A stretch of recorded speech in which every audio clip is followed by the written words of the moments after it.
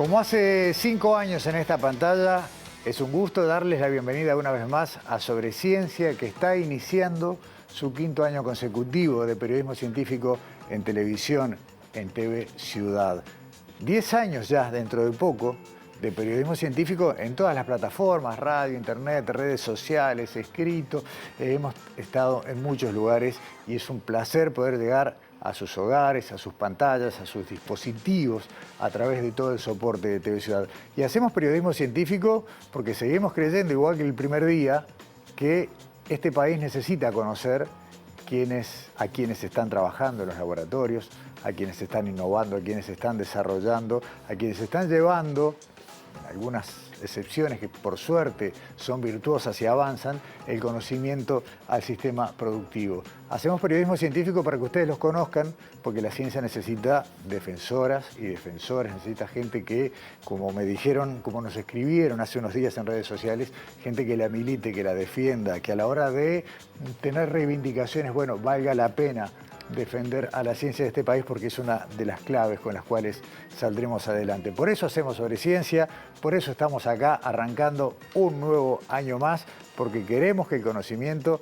esté al alcance de nuestras manos para poder disfrutarlo, aprovechar sus beneficios y también, ¿por qué no?, hacerlo crecer y crecer con él el conocimiento de este país.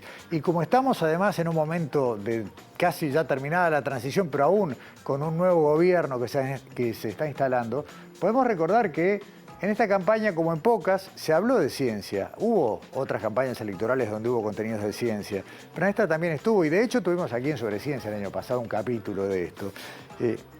Fue la primera vez desde que uno puede encontrar archivo que un presidente de la República, al momento de asumir en su discurso parlamentario, hace un espacio para hablar de sus ideas, de sus planes, de sus proyectos en políticas de ciencia y tecnología. Y hubo un espacio, vamos a hablar de eso. Nos va a visitar hoy en estudios el asesor presidencial en políticas de ciencia, tecnología e innovación, Bruno Gili, porque queremos saber y compartir con ustedes en qué están pensando, cuál va a ser la característica y cómo va a funcionar ese mentado y anunciado ecosistema de ciencia, tecnología e innovación que está queriendo instalarse en nuestro país. Pero además vamos a tener informes científicos, de eso que nos gusta compartir.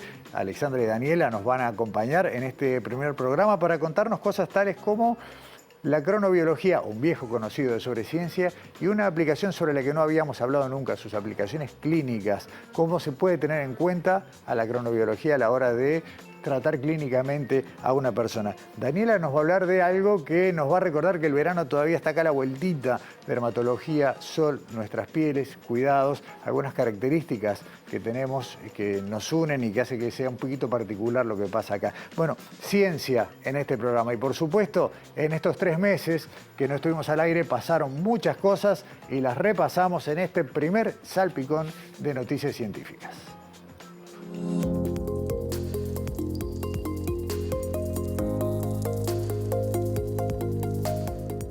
La ciencia en Estados Unidos, el país que más invierte en investigación en términos absolutos, está en jaque desde enero, cuando asumió el presidente Donald Trump. En su primer día como mandatario, anunció que retiraba a Estados Unidos de la Organización Mundial de la Salud, eliminando el dinero que su país destina a la atención de la salud global. Trump también retiró a Estados Unidos del Acuerdo Climático de París, un tratado internacional crucial para limitar el aumento de la temperatura global y evitar los desastres asociados al calentamiento climático. Además, como parte de su política interna, Trump anunció la cancelación masiva de dinero para proyectos de los Institutos Nacionales de Salud de Estados Unidos, que son los principales centros de investigación de ese país. La Fundación para la Ciencia de Estados Unidos y la Administración Nacional Oceánica y Atmosférica también tendrán reducciones de presupuesto y despido de personal de hasta un 50%. Incluso hay incertidumbre en la NASA,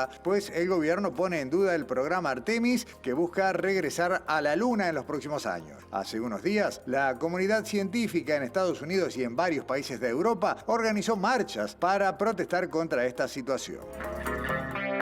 En febrero, semanas antes de asumir el nuevo gobierno en Uruguay, el equipo económico entrante anunció que uno de sus proyectos para la gobernanza de la ciencia nacional es recrear una Secretaría de Ciencia, Tecnología e Innovación en la órbita de la Presidencia de la República. El ahora ministro de Economía, Gabriel Odone, dijo entonces que ese organismo tiene como objetivo coordinar todas las agencias del rubro. Previamente, se había señalado que se promoverá la consolidación de un ecosistema de ciencia, tecnología e innovación que posicione al país como un referente en la materia. Dicho ecosistema estará integrado por la Agencia Nacional de Investigación e Innovación, el Laboratorio Tecnológico del Uruguay, el Instituto Nacional de Investigaciones Agropecuarias, el Instituto Nacional de Carnes, la Agencia de Gobierno Electrónico y Sociedad de la Información y del Conocimiento, el CEIBAL y la Agencia Nacional de Desarrollo. Finalmente, el astrónomo Gonzalo Tancredi quedó al frente de la aún existente Dirección de Innovación, Ciencia y Tecnología en el ámbito del Ministerio de Educación y Cultura.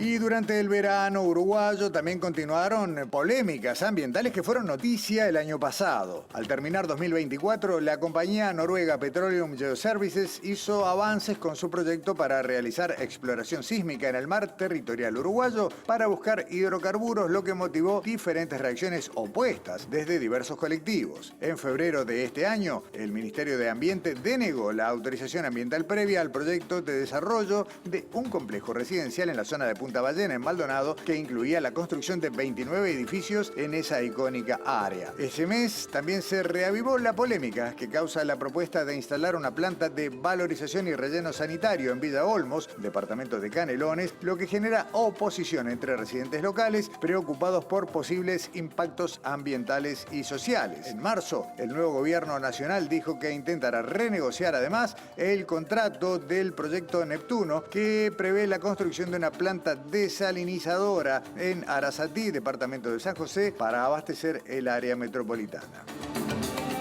Desde su detección en el año 2020, el virus de la influenza aviar, conocido como H5N1, causó una cantidad sin precedentes de muertes de aves silvestres y aves de corral en varios países en todo el planeta. Y en el inicio de 2025, la detección del virus parece haberse incrementado. Según reportes de la Organización Mundial de la Salud, la enfermedad está presente en casi toda América y en varios países de África, Asia y Europa. El virus se extiende incluso a la Antártida, un paraíso virgen para la vida salvaje, donde una expedición española confirmó la presencia de este virus en todas las especies animales analizadas en su estudio. En el resto del mundo también se ha notificado que el virus H5N1 afecta cada vez más especies no aviares, incluyendo mamíferos terrestres y marinos, tanto silvestres como domésticos. Esto preocupa a las autoridades sanitarias mundiales, que temen que pueda ser más virulento para humanos.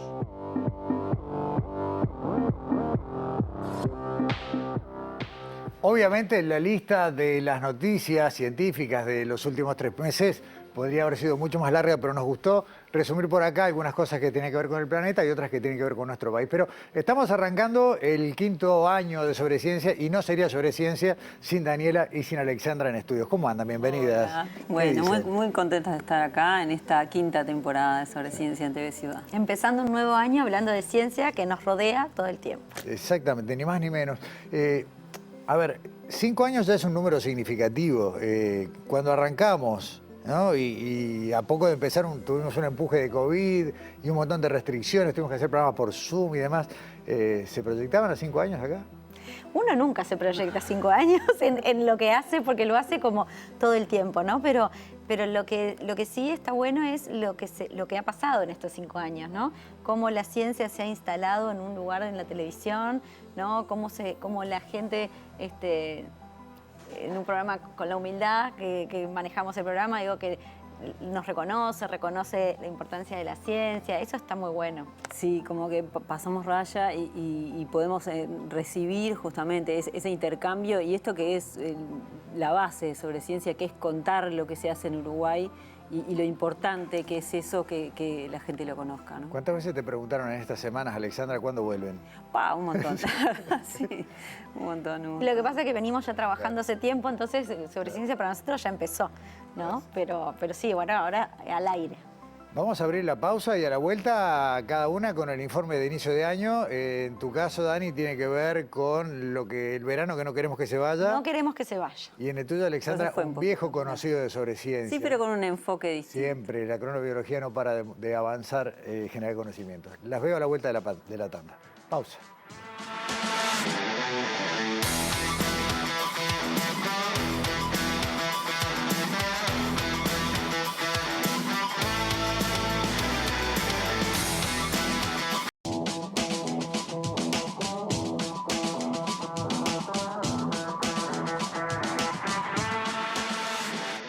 Presenta Casmu. Afiliate llamando al 1444 o en casmu.com.uy. Casmu. Nos une la vida.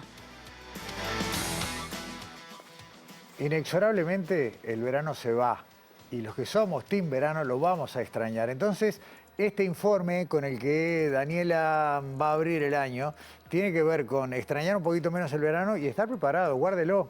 Esto va a servir para cuando vuelvan los calores y, ¿por qué no? Si tienen suerte, algún viajecito a mitad de año, también cuidarse del sol y sus efectos. Dani, adelante. Exactamente. Esto es una forma totalmente explícita de no querer largar el verano. Ahí está. ¿no? Sí. Nosotros somos del Team Verano, Exacto. no nos importa la cantidad de calor, no nos importa nada, nos gusta que... Defiende los 35. Exactamente. Por eso, y porque por supuesto el tema también lo amerita, el primer informe del año sobre ciencia, lo que queremos es compartir un poco qué pasa con nuestra piel expuesta al sol, lo positivo y lo negativo, y un concepto que quizás nunca lo escuchamos o si no lo escuchamos no lo incorporamos, que es el fototipo. ¿Qué es el fototipo? Bueno, uno podría pensar que es el fototipo de la piel, ¿no? Que uno podría pensar que es De acuerdo al color de la piel, claro.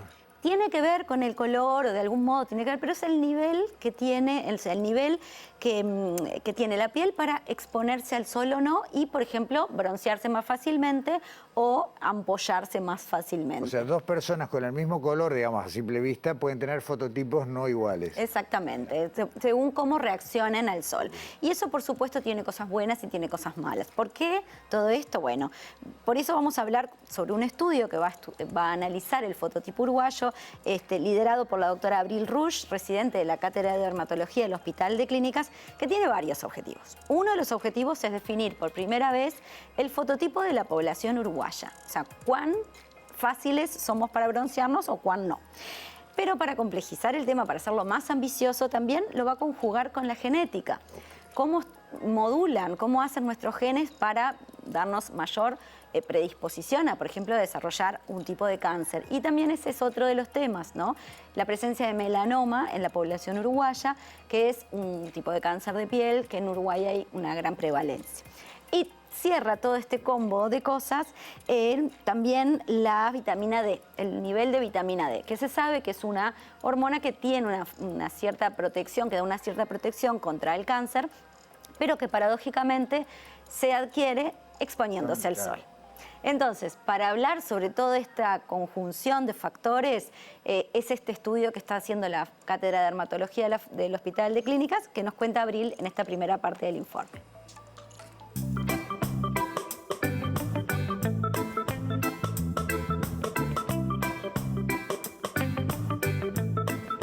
En la dermatología nosotros utilizamos el término fototipo para hablar un poco de cómo responde la piel al sol. Identificar por qué a uno le parece que el fototipo es el color de piel y no es así. Entonces nosotros decimos fototipos bajos, por ejemplo, a esa gente que es de piel clara, ojos claros, pelo muchas veces pelirrojo o rubio y que se pone al sol y enseguida se quema. Y hablamos de fototipos altos, aquellos que tienen un color de pelo más oscuro, ojos más oscuros y que además al exponerse al sol se broncean y nunca se queman, o sea, nunca eso de ampollas, rojo. Nosotros hablamos de fototipo 1, 2, 3, 4, 5 y 6. El 6 sería el fototipo alto y el 1 sería el fototipo más bajo. En toda esa gama tenemos variedades porque hay gente que tiene quizás una piel clara o lo que podría ser claro pero que se expone al sol y no se quema y tenemos gente que quizás pareciera que tuviera un color de piel un poco más oscuro, o sea, más morocho de pelo y que se expone al sol y se quema. Por eso hay que tener en cuenta varios de estos factores para ver cómo es que uno responde al sol y es eso lo que va a marcar el riesgo que uno tiene de cáncer de piel. Cuanto más bajo el fototipo, más riesgo de tener un cáncer de piel de tipo melanoma, aunque de los otros también, y cuanto un fototipo más alto, se ha visto que existe menos riesgo de tener melanoma. Con respecto a los factores genéticos y el color de piel o este fototipo del cual estamos hablando, se ha visto en el último tiempo, se ha reconocido en los genes que tenemos nosotros que hay genes que determinan nuestro color de piel. Y esos genes son súper importantes porque también no solo van a determinar nuestro color de piel, sino que están asociados con el desarrollo de melanoma. Entonces, qué importante que es la detección o la identificación de estos genes que modulan o determinan la pigmentación de la piel para asociarlos con el riesgo de melanoma. Todos conocemos un poco que la vitamina D se obtiene del sol. Y es más, el 90% de la vitamina D se obtiene de la exposición solar. Nosotros estamos diciendo que la vitamina D, que tiene funciones anticancerígenas, antioxidantes, que constituye un rol de una hormona en el organismo con múltiples funciones y que se adquiere de la exposición solar, si nosotros negamos la exposición solar para prevenir del cáncer de piel, estaríamos disminuyendo, digamos, la dosificación o el nivel de vitamina D que tenemos. Entonces, bueno, acá, como en algo medio que no sabemos qué determinar o qué decir o qué recomendar. Lo que sí se sabe hoy en día es que cuando uno se expone al sol, uno adquiere la vitamina D hasta que la piel está rojita. Cuando la piel ya está rojita, dejó de absorber vitamina D, no importa el tiempo que nosotros estemos expuestos al sol. Entonces, se ha visto que para que se dé la absorción de vitamina D, lo ideal es estar entre las 10 a 3 de la tarde, en general en los extremos, sin protección solar, pero de 10 a 15 minutos ya sería lo suficiente para la absorción completa de vitamina D. Pero bueno, ¿qué pasa? Los uruguayos no sabemos por qué aún, y por eso estamos estudiando, tenemos muy baja la vitamina D. Tenemos mucho sol en el país, la gente se expone mucho en Uruguay al sol, tenemos unas tasas de melanoma altísimas, somos el país número 1 en melanoma en Latinoamérica, pero tenemos la vitamina D bajísima. Entonces, bueno, esta investigación un poco va para ahí, a ver, bueno, qué pasa en nuestros genes, qué pasa en nuestra vitamina D, qué pasa con nuestro melanoma, que estamos como en esta situación que no comprendemos muy bien.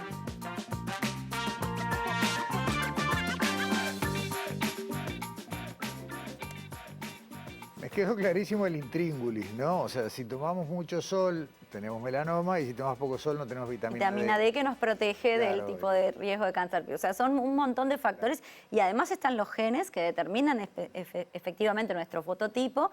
O sea, que todo este conjunto de elementos es este estudio que está en marcha. Me detengo un segundo en esto, Dani. O sea, una vez más, ¿por qué es importante la ciencia local? Porque uno puede decir, bueno, el sol, la piel, el melanoma pasan a todo ser humano en el planeta. Es que con Pero las acá está hablando de particularidades estadísticas de esta población. Sí, con las herramientas genéticas que hay ahora es posible determinar el fototipo uruguayo en particular. Claro. Entonces, bueno, esto es uno de los objetivos del estudio, que ya está en marcha, como contaba Abril, y que ya tienen algunos resultados. Por eso le preguntamos, bueno, ¿qué se halló hasta ahora del fototipo? ¿Nos creemos europeos también en cuanto a nuestra piel o nos creemos más latinos y que nos bronceamos más fácilmente? Bueno, algunos de los resultados que ya obtuvieron nos cuentan en la segunda parte del informe.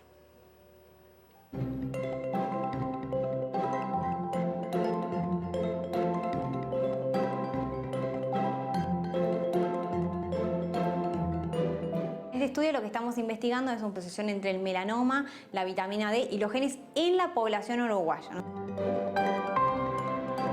La primera fase ya la completamos, que es buscar digamos, las personas que necesitamos para muestra, digamos, para obtener la sangre de ellos. Obtuvimos 40 personas con melanoma y 40 personas sin melanoma y después logramos ampliar el estudio a 80 y 80, así que obtuvimos un estudio mucho más amplio. Una vez que completamos la fase 1, que es obtener la sangre y dosificar la vitamina D, lo que hicimos fue sacar el ADN, que ahora estamos haciendo como un procesamiento, digamos, un primer procesamiento. Tomamos 10 muestras y eso los mandamos a Hong Kong y ellos nos mandan lo que es como el panel de genes. Este gen que tiene que ver con el melanoma, en esta persona dio esto. Y así nos van haciendo con las primeras 10 personas. Y una vez que obtengamos estos resultados correctos, que el proceso esté todo bien hasta ahora, terminamos de mandar las otras 70 muestras de melanoma y las 70 muestras de pacientes sanos para terminar de hacer, digamos, la segunda fase del proyecto, que es, bueno, ahora ver los genes que hay relacionados a esto. Con respecto a los datos que hemos obtenido hasta el momento, nosotros encontramos, que nos parece súper importante, de que las personas uruguayas creen que tienen un color de piel un poco más oscuro de lo que verdad tienen, o sea, que creen que tienen un fototipo cutáneo más alto del que de verdad son. Entonces se exponen al sol con mucha mayor tranquilidad de total, yo me bronceo y a mí no me pasa nada, y no tomar quizás las medidas que toma alguien con una piel o que entiende que su piel es más frágil al sol. Y vimos que el uruguayo está en un fototipo 3, que en realidad la población uruguaya se creía más un fototipo 4 a 5, o sea, muchísimo más bronceada o con mejor respuesta a la exposición solar. Y en realidad vimos que no era tan así. Lo segundo que vimos es que realmente la población uruguaya tiene muy baja la vitamina D, muy baja. Esto todavía no lo logramos identificar porque, bueno, vamos a ir a buscar en los genes, a ver si tenemos algún gen, la población uruguaya, que nos esté haciendo que no metabolicemos bien la vitamina D. Bueno, acá estamos un poco esperando los resultados que vengan para poder, digamos, ver un poquito más qué es lo que está pasando.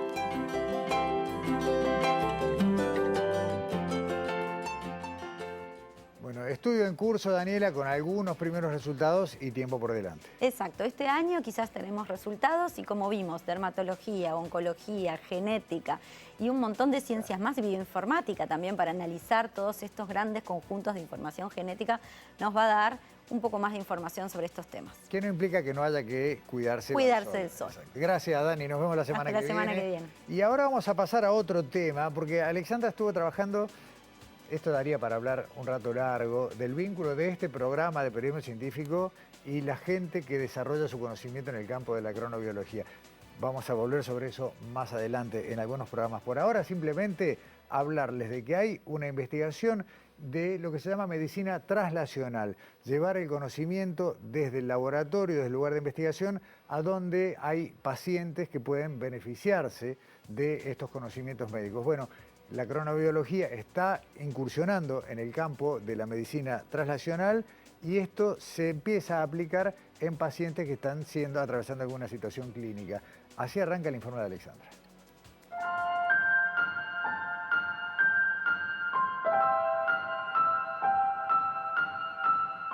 Los ritmos circadianos no solo afectan los ciclos de sueño y vigilia, sino que también influyen en otros parámetros, como por ejemplo la temperatura corporal, la secreción hormonal o el metabolismo. En este informe de Sobreciencia les contamos que también los ritmos circadianos influyen en la percepción del dolor y por qué es importante tener en cuenta la hora en que tomamos determinados medicamentos. La mayoría de las funciones de nuestro organismo, las funciones fisiológicas, bioquímicas, inclusive los comportamientos, tienen patrones rítmicos. No son constantes durante el día, ocurren en forma cíclica con un ritmo de 24 horas, un ritmo que llamamos diario o circadiano. En muchos casos son muy evidentes, por ejemplo, los ritmos de sueño y vigilia. Nos dormimos de noche, nos despertamos de día y eso es muy evidente para todas las personas. Pero hay otras funciones del organismo que también tienen ritmos circadianos y son mucho menos perceptibles. Por ejemplo, el de la temperatura corporal. La temperatura corporal se hace máxima alrededor de las 7, 8 de la noche y es mínima alrededor de las 3, 4 de la mañana. También muchas hormonas tienen este patrón cíclico en el que suben y bajan a lo largo del día. Este reloj biológico está comandado por un sistema circadiano que básicamente se estructura en torno a los núcleos supraquiasmáticos del hipotálamo. Estos núcleos funcionan algo así como el director de orquesta de estos ritmos biológicos, de estas funciones cíclicas, y agenda de alguna manera las funciones del organismo, organiza la agenda de las funciones del organismo. ¿Cómo se pone en hora este reloj de alguna manera? Se pone en hora a través de la luz que recibimos a través de la retina y esa luz es transformada en una señal que llega a estos núcleos supraquiasmáticos y de esa manera se entera el cerebro si es de día o si es de noche.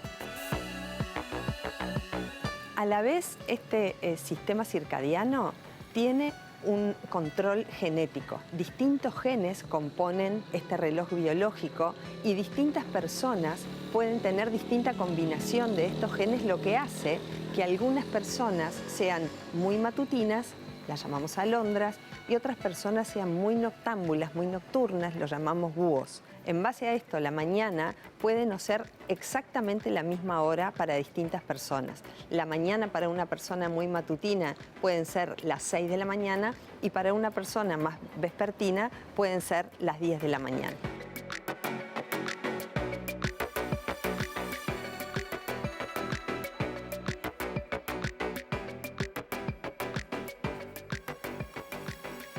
Alondras, búhos y todo lo que hay en el medio, ¿no? Una fauna completa, Alexandra. Vos sabés que me encanta hablar de este Sí, tema, ¿no? Siempre en esto de lo importante que es saber estos conocimientos de cronobiología. Realmente pueden responder muchas preguntas que uno se hace de uno mismo, ¿no? ¿Por qué a ciertas horas uno está más Lo acabas de despierto? decir, las cosas que nuestra generación, hay muchos chicos hoy que, bueno, ya esto está incorporado, puede ser motivo de conversación en la casa, digamos, hay una idea del Sí. cronotipo. Pero en la época nuestra, decir, vos siempre estás dormido de mañana, Claro, pago, exacto, levantate. exacto. Y Claro, es como bueno, que nos la ayuda a biología nos da una entender. mano. O te decían, bueno, yo preparaba los exámenes de noche, Sí. porque de noche estoy mejor. Bueno, todas esas respuestas las tiene la cronobiología y siempre nos está sorprendiendo. Y en esto que vamos a hablar, que nos contaba Bettina también, esto de bueno, de que una mañana para vos puede ser diferente que para mí, siempre en un día que no hay obligaciones, ¿no? Que para unas personas puede ser las 7, las 6 de la mañana y para otras las 9, las 10, la mañana, ¿no?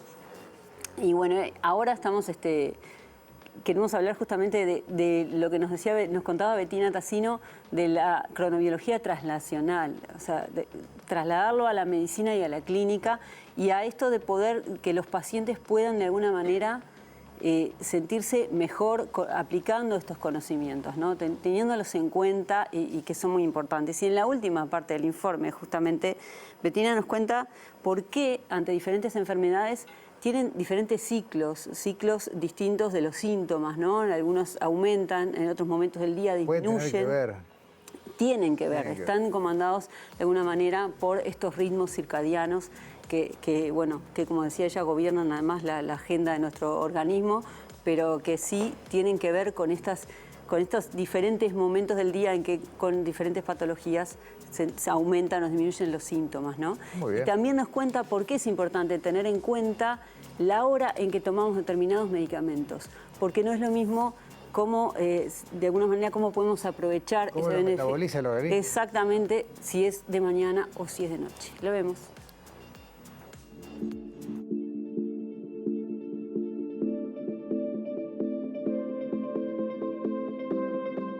Los síntomas de diferentes enfermedades, de diferentes patologías, pueden ocurrir en distintos momentos del día. No todas las enfermedades, no todas las patologías, los síntomas están presentes en el mismo momento del día. Por ejemplo, el dolor, ese sistema de alguna manera de alarma del organismo frente a una inflamación, frente a una infección, frente a un posible daño, puede ocurrir en distintas enfermedades en distintos momentos del día.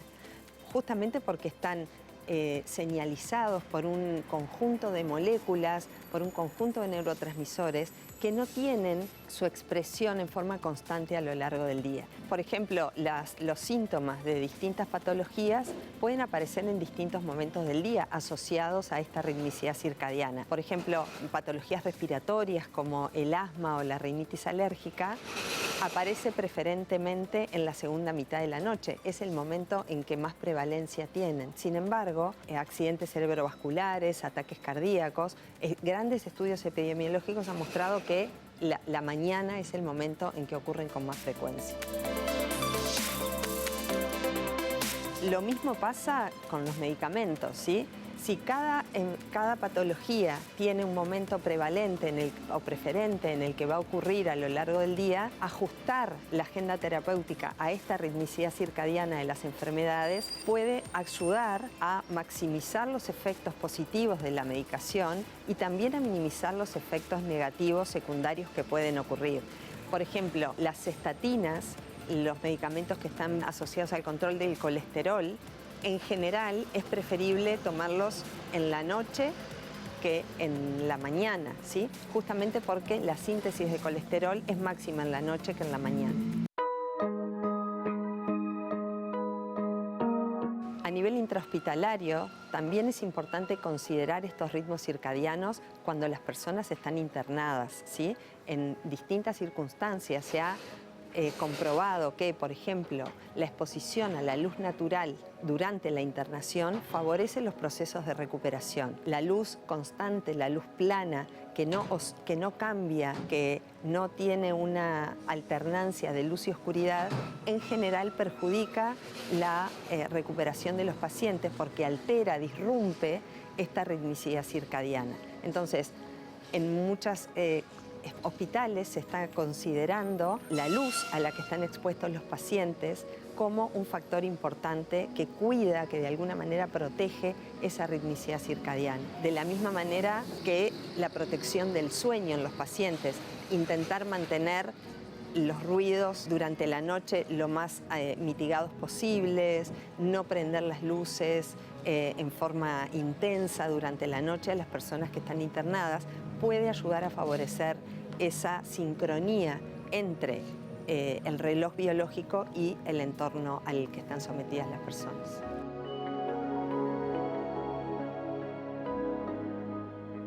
Este es un tema que ha estado siempre en Sobreciencia a lo largo de los años y tarde o temprano volveremos a hablar de cronobiología, Alexandra. Sí, vamos a seguir hablando en este nuevo ciclo sobre ciencia porque hay muchas líneas de investigación que está llevando adelante este grupo de cronobiología de la Universidad de la República. Excelente. Bueno, muchas gracias por hoy. Segunda pausa en Sobreciencia y a la vuelta recibimos aquí en estudios al asesor de la Presidencia en Políticas de Ciencia, Tecnología e Información, Bruno Gili.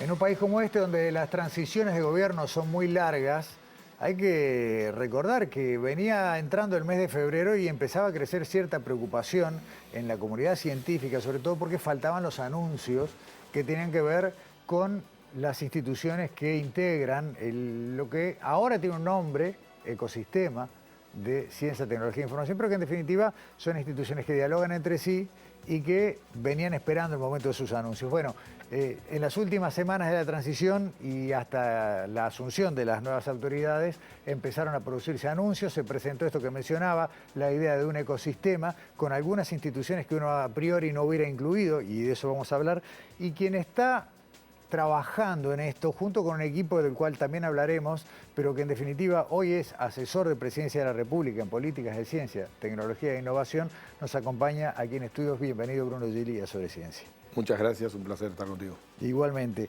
En lo personal hubiera apostado, sin más sentido que el saber que hay un vínculo de muchos años en tu trayectoria privada con el ambiente innovador, emprendedor, buscando la disrupción, con un rol cercano a la ANI. ¿Pero ustedes optaron por pensar todo de nuevo? No, es verdad lo que decís. O sea, yo vengo más del mundo de los negocios y de la consultoría en los negocios. Aunque, bueno, la firma que veníamos era una firma muy innovadora, donde yo trabajaba. De hecho, yo había creado una empresa. Bueno, me había tocado la responsabilidad de dirigir el área que le llamábamos en aquel momento CPA Innovation, que era crear una firma de innovación que buscara el vínculo entre el conocimiento y el mundo de los negocios y las transiciones. Hicimos un montón de eventos con facultades de matemáticas, facultad de ingeniería, facultad de ciencia. Pero en realidad originalmente, creo que vale la pena aclararlo, es el primer diseño de la Agencia Nacional de Innovación.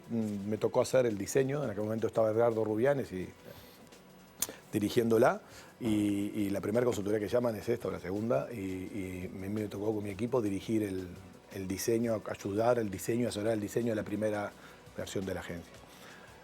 Y lo segundo que me tocó hacer rápidamente fue hacer el primer plan estratégico del Instituto Pasteur, y ahí es que conozco a Carlos Battiani hace muchos años. O sea que mi acercamiento al mundo de la ciencia y de apoyar y entender la relación entre ciencia y el desarrollo de la misma y vinculada a la sociedad, no solo los negocios, la sociedad, las organizaciones civiles, a la resolución de los problemas sociales, largo, ¿no? Después fui miembro, me tocó ser miembro y ser el coordinador de la Comisión del Futuro, la primera versión de la Comisión del Futuro. Trabajé 2 años con todo la mayoría de los expertos y expositores que tuve que armamos a solicitud del diputado Rodrigo Goñi. Eran todos científicos, académicos, investigadores, tanto de las ciencias naturales, de las ciencias físicas o del mundo de las ciencias sociales. O sea, no es una cosa extraña y conozco. Por formación, mi actividad es básicamente diseñar instituciones y diseñar instrumentos que promuevan que ciertas cosas cambien y ocurran. O sea, que esa es la definición, porque lo que me están pidiendo es que no que haga ciencia, sino que diseñe un sistema que potencie el desarrollo económico y social del Uruguay. En la sociedad del conocimiento, bueno, eso hay. Y Uruguay hoy tiene muchas debilidades en el diseño. Claro. Y eso supone una disciplina y un conjunto de técnicos. No voy a estar solo, es un equipo grande con distintas expertise, con distintas experiencias, desde el mundo de la ciencia como investigador directamente, a los diseñadores de políticas públicas, a personas que entienden y entendemos cómo funcionan los mercados, que absorben ese conocimiento y lo convierten en esas ideas en productos, servicios, nuevos modelos de negocios, nuevos modelos de organización civil, nuevos modelos de resolver los problemas de la sociedad con innovación social y que nos conecta al mundo. Entonces, esa es la visión que tiene el gobierno, no yo, el gobierno, el presidente, el secretario de la Presidencia, Alejandro Sánchez, el ministro de Economía, la ministra de Industria, el ministro de Agricultura y Pesca, el ministro de Educación y Cultura, todos, pero digamos ese núcleo más duro donde cuelgan casi todas las agencias, comparten que necesitamos pegar un salto porque Uruguay hace 10 años que está, como lo ha dicho el ministro y la ministra en estos días, está estancado. Hace 10 años que Uruguay, el aporte de la innovación y la sociedad del conocimiento a la mejora de la productividad del país no está pegando el salto. Y los países se desarrollan al nivel que está Uruguay de ingreso alto. La única forma de pegar un salto es que mejoramos sustantivamente la productividad y la competitividad, y eso se hace con mucha tecnología, con mucha ciencia, con mucha innovación, con mucho capital humano formado, con mucho empleo de calidad. Y ese es el reto que tiene el gobierno. Esto es un programa en un conjunto de medidas que va a ir desplegando cada ministerio y el gobierno. Y bueno, nos dieron esa responsabilidad con ese enfoque, no la de estrictamente un solo tema. Está bien. Ahora, todo eso hay que estructurarlo, bien decir, claro. ¿no? Hay que diseñar donde el producto de salida debería ser, en una hipótesis perfecta, un vínculo muy rápido, muy ágil entre la generación de conocimiento y su aplicación, su entrada en el mundo de la economía. Ahora, la economía y la sociedad, ¿no? En general, no solo. Queremos resolver problemas con investigación sobre la educación.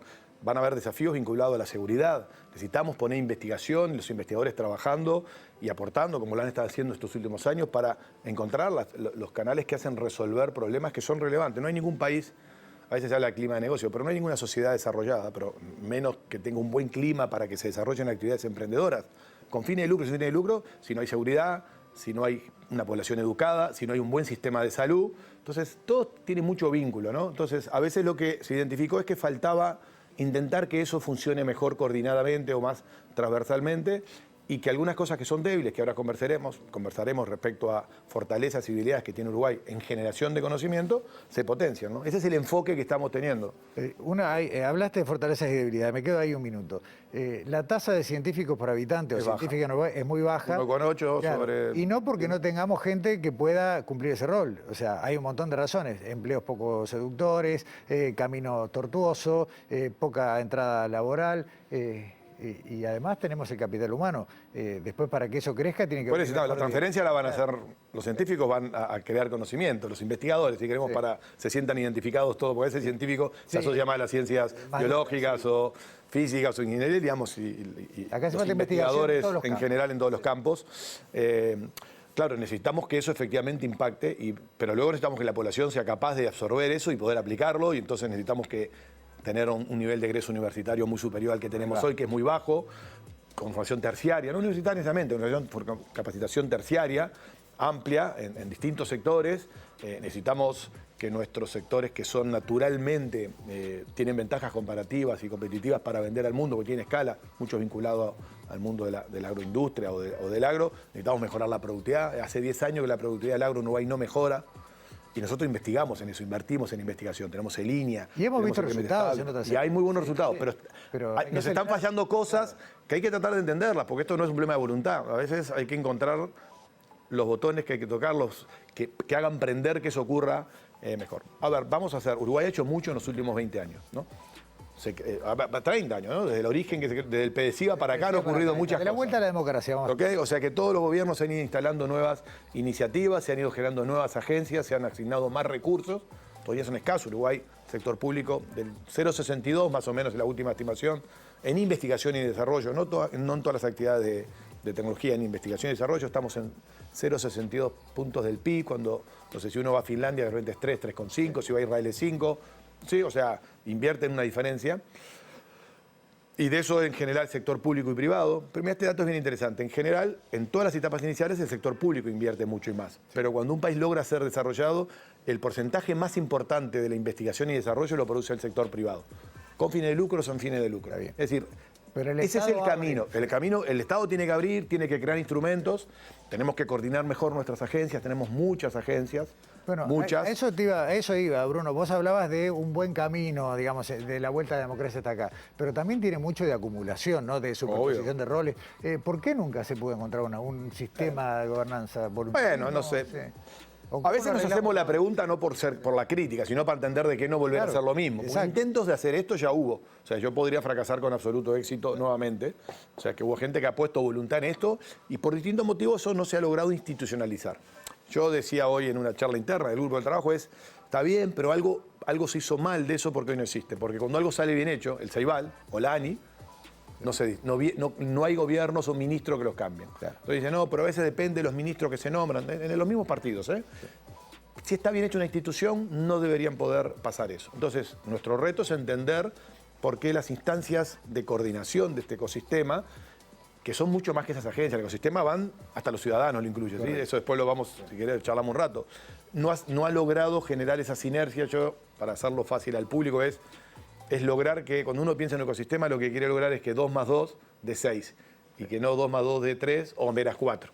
Entonces, ese es el reto que tenemos y es un compromiso del gobierno, no del programa. Para eso hay que instrumentar una forma de ejecutarlo y decidimos un programa y un conjunto de profesionales que van a empezar a trabajar, a diseñar, obviamente conversando con los actores. De hecho, tú sos consciente, en febrero, no de ahora, hace casi 40 días, de gobierno efectivo van 6 días, hábiles, hemos tenido múltiples entrevistas de primera. Lo otro que hay que reconocer que en los últimos 2 gobiernos han dejado así de alto de materiales sobre diagnósticos, propuestas, identificación de problemas, los principales obstáculos a la innovación.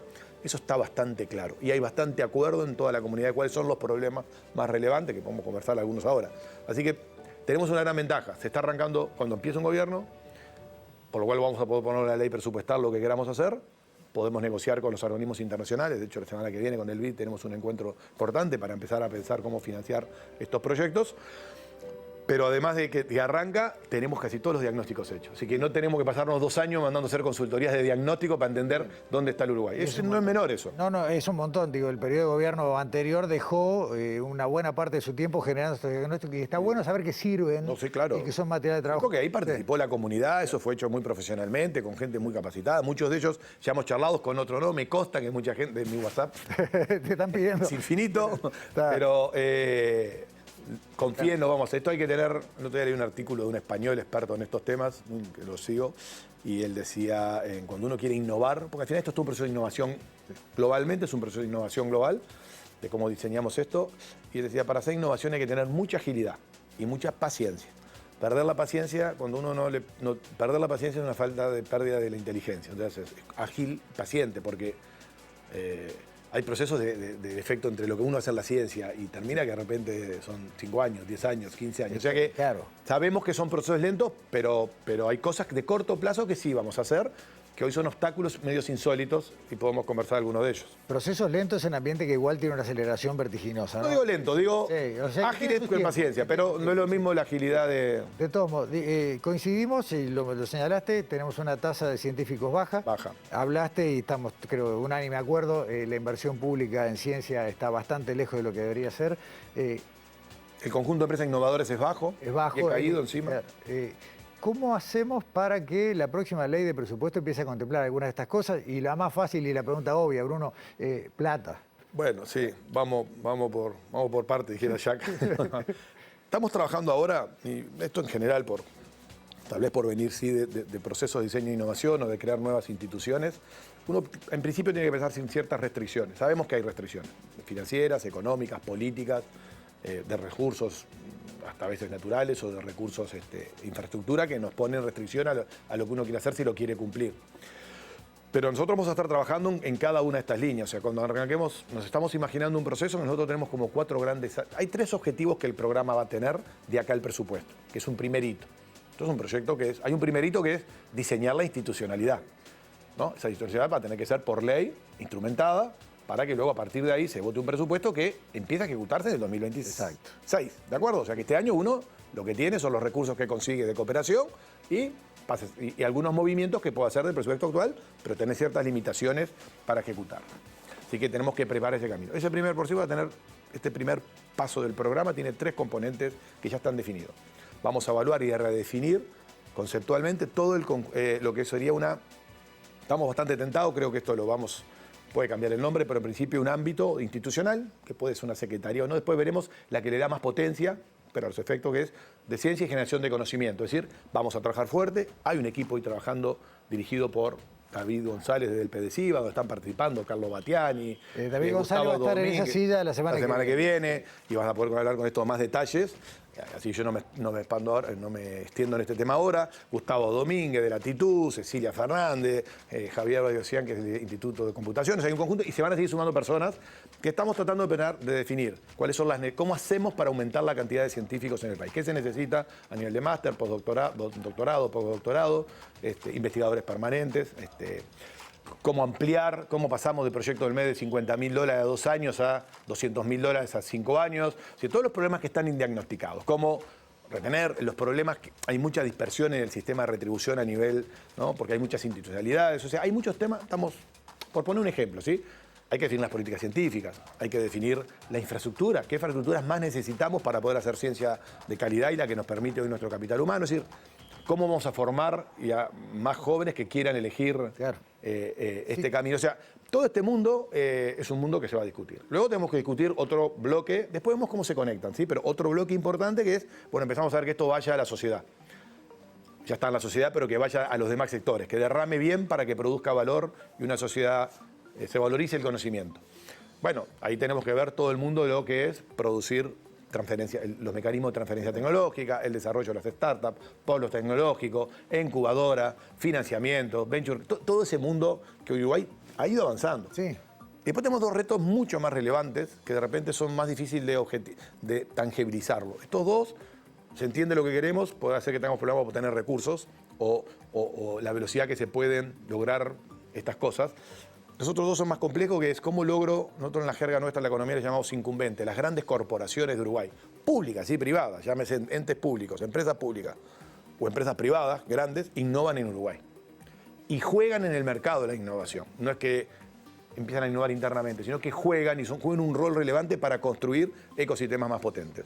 Y se abren a que la sociedad pueda innovar. Y cuarto, que es muy relevante, y lo vamos a trabajar, todos se van a trabajar con todos los ministerios, pero este último es muy importante porque hay muchos obstáculos que están vinculados a no innovar que no tienen que ver con cómo funcionan nuestros mercados, cómo funcionan nuestras regulaciones, cómo funciona nuestra burocracia, cuáles son las leyes que regulan, y hay en sectores que hoy son una máquina de impedimento. Ejemplo, el sector de ciencia de la vida, en particular en la ciencia de la vida, la salud. Tenemos que repensar la institucionalidad que promueve la innovación en el área de salud, tanto desde el área de producción de fármacos, producción de vacunas, producción de modelos de atención ciudadanos distintos, de exportar servicios. Ahí hay todo un mundo de biotech, todo el mundo de la biotech vinculado. Ahí hay mucho para mover y hay problemas que son leyes y decretos y resoluciones que tenemos que cambiarlas. Por eso decimos que el programa tiene un propósito, que nosotros lo discutíamos estos días en el equipo, es decir, bueno, el propósito de nuestro programa es mover obstáculos. Claro.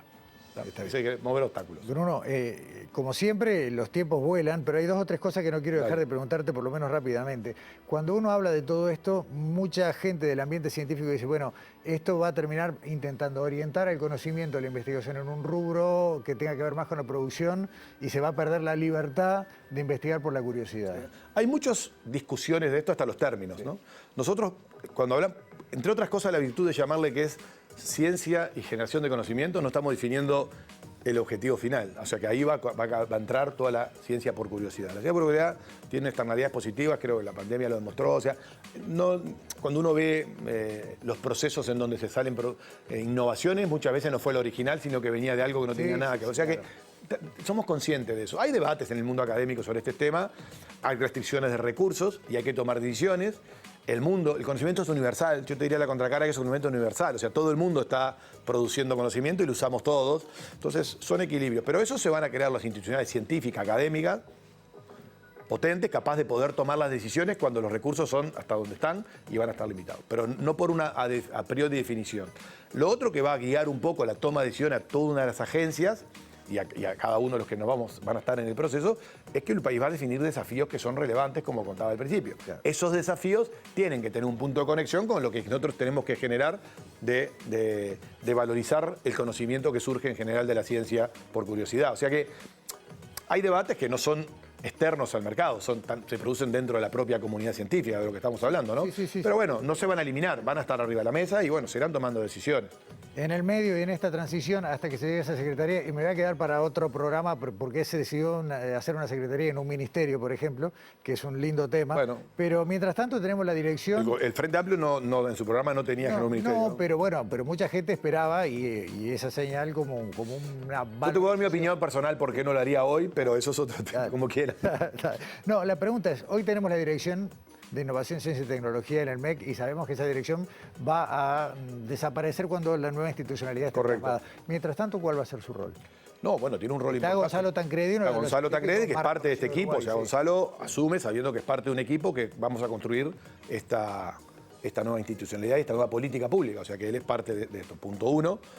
Paso 2. Punto 2, él tiene hoy una serie de actividades que hoy ocurren, que tienen... Primero hay gente, hay capacidades instaladas. Él va a estar regulando, digamos, todos los procesos que todavía DC tiene responsabilidad de tomar decisiones, por lo cual tiene que gestionar eso y va a estar participando con nosotros en el diseño para ver cómo se hace esa transición. Porque no es que se va a eliminar. Es un proceso y cuando terminemos el diseño lo sabremos. Mientras tanto va a participar del sistema. Lo que hay un acuerdo es que no tendría sentido que nosotros hagamos una unidad central y además dejemos en un ministerio una unidad porque sería contradictorio con esta idea que queremos optimizar. Como también vamos a trabajar en que las agencias determinen bien. O sea, aspiramos a que mañana, si vamos al mundo y estamos en una feria de cualquier tipo, científica o una feria de negocios, no importa, o una feria social, una actividad social, un congreso social, cuando aparece Uruguay está Uruguay innovador, o Uruguay, ¿no? Como lo estemos llamando, y las agencias estén coordinadas. Y no, uno viaja hoy, de repente encuentra la agencia A, B, C y D, y cada una por ahí, es decir, con su discurso. No es un buen uso de los recursos. Pero bueno, cada una de ellas ha hecho bien su trabajo, ¿no? Bruno, voló el tiempo, como es costumbre. Te comprometo al aire a que una vez que haya avanzado esto, tal vez en la segunda mitad del año, retomamos esta conversación, que además va a seguir, como dijimos, la semana que viene y la otra. Yo estimo que en 30 días vamos a empezar a hacer comunicaciones más formales también para que se clasificar y hablar con todos, ¿no? Excelente. Te agradezco mucho. Bruno Gili, los agradecidos somos nosotros. Cerramos sobre ciencia, pasados del tiempo. Nos vemos acá en TV Ciudad la semana que viene.